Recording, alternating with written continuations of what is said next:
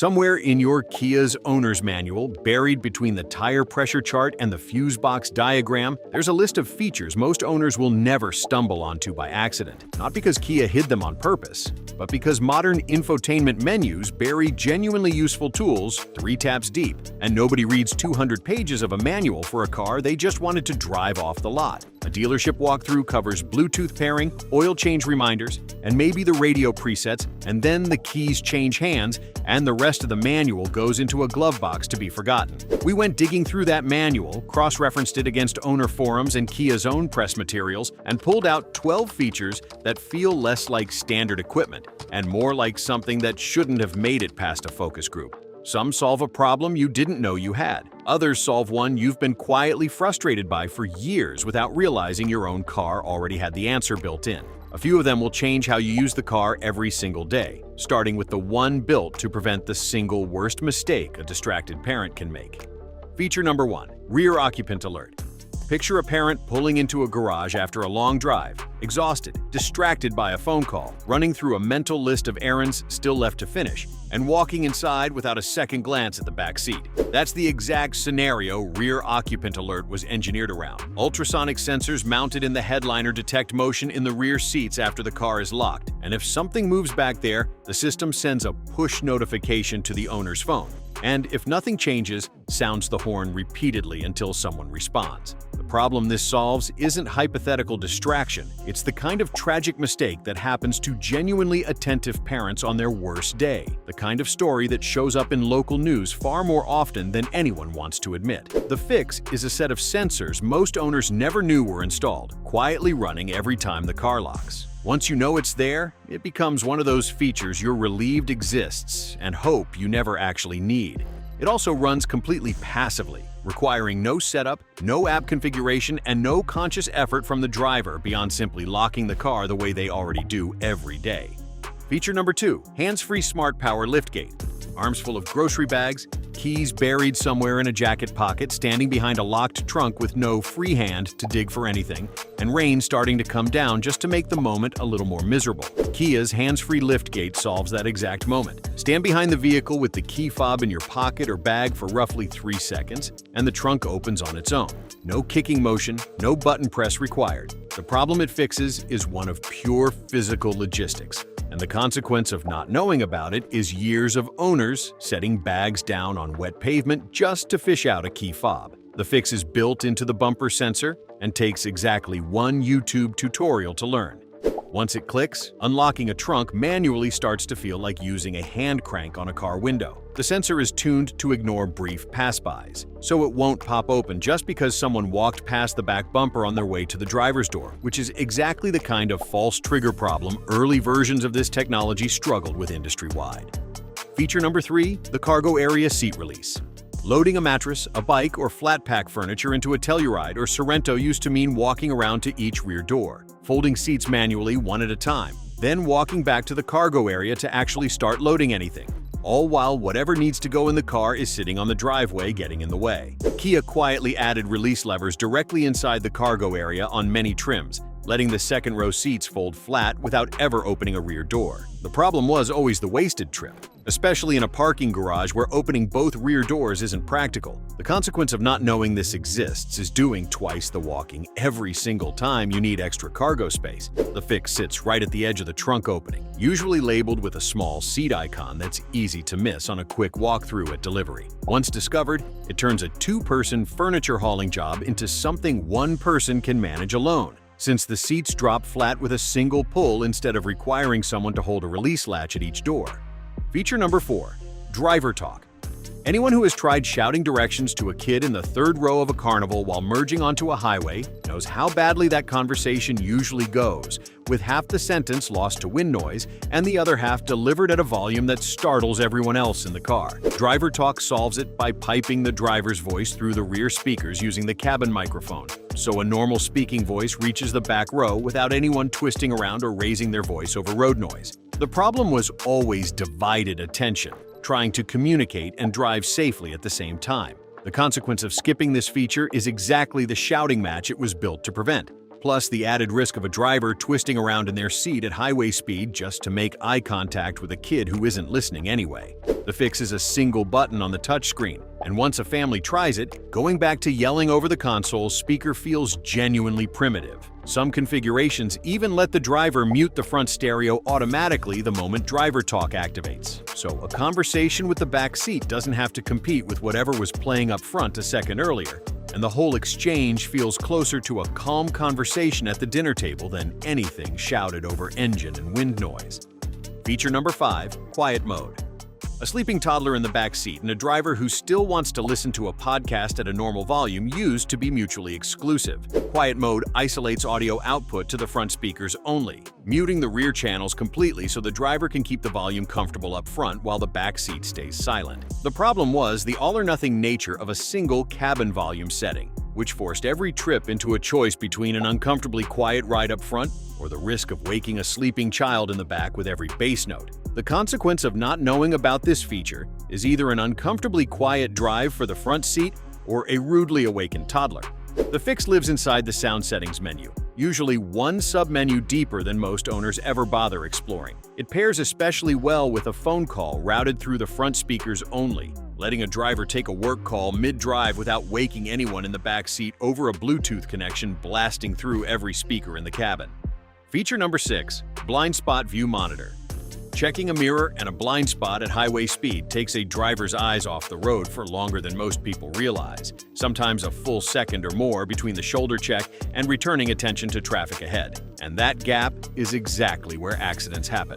Blind Spot View Monitor puts a live camera feed of whichever side the turn signal is activated directly into the digital gauge cluster, so the check happens without turning the head away from the windshield at all. The problem was the physical limitation of mirrors and shoulder checks. The consequence of never using this feature is relying entirely on the older, slower method every single lane change. The fix activates automatically the moment a turn signal goes on, no menu required, which is exactly why so many owners miss it during a quick test drive. It's especially useful at night or in heavy rain, when a physical shoulder check often reveals less than a clean camera feed magnified directly in the driver's natural line of sight, and it removes the awkward head turn entirely, which some drivers with limited neck mobility genuinely struggle with on every single lane change.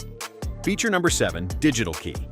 Handing over a physical key fob to a valet, a family member, or a rental customer used to mean handing over full access to the vehicle with no easy way to revoke it later, short of physically retrieving the fob itself or paying a dealership to reprogram the system entirely. Kia's Digital Key turns a compatible smartphone into the car key itself, and multiple digital keys can be shared to other phones with individually adjustable permissions, then revoked instantly from an app if needed. The problem was the inflexibility of a single physical fob. The consequence of not setting this up is scrambling to cut a spare key or track down a borrowed fob during a genuine emergency. The fix takes about 5 minutes to configure inside the UVO app, and works even if the phone's battery runs low, using a low power mode built into most compatible devices. Each shared key can also be restricted to specific hours or a maximum driving distance, which makes it genuinely useful for parents handing a car to a teenager without handing over unconditional access.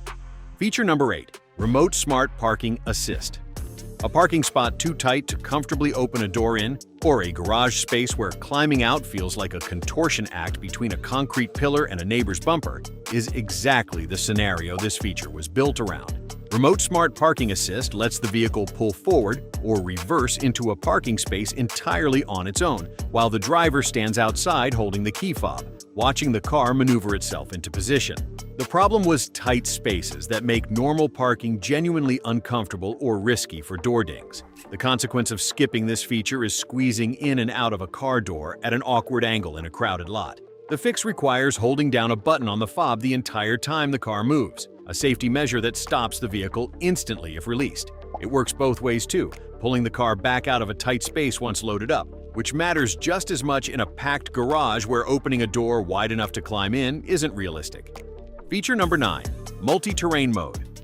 Driving the same all-wheel drive Kia through wet grass at a campsite, then loose sand at a beach parking lot, then packed snow in a mountain driveway, all within the same single weekend, used to mean the vehicle applied identical throttle and traction logic to all 3 completely different surfaces.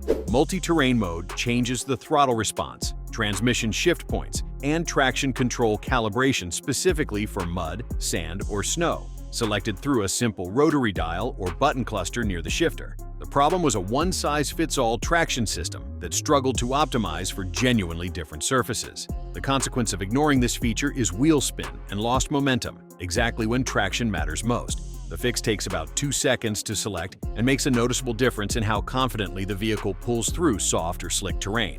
Mud mode, for example, allows a small amount of wheel slip on purpose to help the vehicle dig through rather than instantly cutting power the way standard traction control would on pavement. Feature number 10. Wireless charging with active cooling. Wireless charging pads in most cars quietly throttle charging speed as the phone heats up, which means a phone can sit on the pad for an entire commute, sometimes 40 minutes or more, and gain surprisingly little battery by the time the driver arrives and reaches for it. Kia's wireless charging tray in several models includes a small active cooling fan built directly beneath the charging coil, keeping phone temperature low enough to maintain a faster, more consistent charge rate. The problem was heat-related charging throttling that most drivers never realized was happening.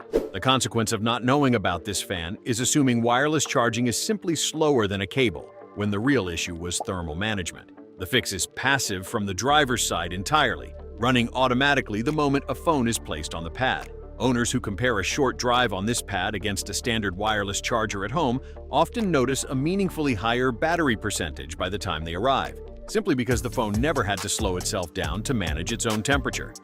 Feature number 11. Highway Driving Assist. Long highway stretches, especially in stop-and-go traffic or on multi-hour road trips through featureless interstate, are where driver fatigue creeps in fastest, well before anyone actually feels tired enough to pull over and rest. Highway Driving Assist combines adaptive cruise control with lane-centering steering assistance, using the navigation system's speed limit data to automatically adjust cruising speed through changing zones without any manual input. The problem was the mental load of constantly managing both speed and lane position over long, monotonous stretches. The consequence of never activating this feature is arriving at a destination more fatigued than necessary from hours of manual microcorrections. The fix engages with a single steering wheel button once the car detects clear lane markings, and it hands control back to the driver instantly if hands leave the wheel for too long. On a genuine multi-hour road trip, the difference shows up less in any single moment, and more in how alert the driver still feels pulling into the final rest stop before the destination. Feature number 12. The front trunk. An electric vehicle without an engine up front has empty space where a gas engine used to sit, and Kia's EV6 and EV9 both put that space to use as a genuine front trunk, complete with its own latch, weatherproofing, and a drain plug in some configurations. The problem was owners assuming an EV's storage capacity ends at the rear cargo area, exactly like a conventional gas-powered vehicle, and never thinking to check whether there's usable space hiding under the hood where a radiator and engine block would normally sit. The consequence of not knowing this exists is leaving valuable, weatherproof storage completely empty on every single trip. The fix is a small pop-up latch, usually near the base of the windshield, that most owners don't discover until months into ownership, if ever. It's not spacious enough for a suitcase, but it's exactly the right size for a charging cable, a small toolkit, or groceries that need to stay separated from whatever's riding in the main cargo area. The bottom line: none of these 12 features show up on a window sticker, and most of them never come up during a rushed delivery walkthrough where the salesperson is racing through Bluetooth pairing and oil change reminders. That's exactly why they feel like they shouldn't be standard equipment when owners stumble onto them years into ownership. Spend 20 minutes with the owner's manual, or better yet, walk through the settings menu with nothing else to do on a rainy afternoon. And there's a good chance your specific Kia has a few more surprises sitting in there that didn't make this list. Trim levels and model years shift. Which of these 12 show up on any given Kia? So the safest way to know exactly what your car came with is to check the settings menu directly, rather than assume based on a friend's different trim or a different model year entirely. The feature list on a window sticker was never designed to be exhaustive. It was designed to sell the car in the first 90 seconds of a test drive, and the rest gets left for the owner to find on their own, usually by accident, usually months or years later, long after the new car excitement has worn off and the vehicle has settled into being just another part of daily life.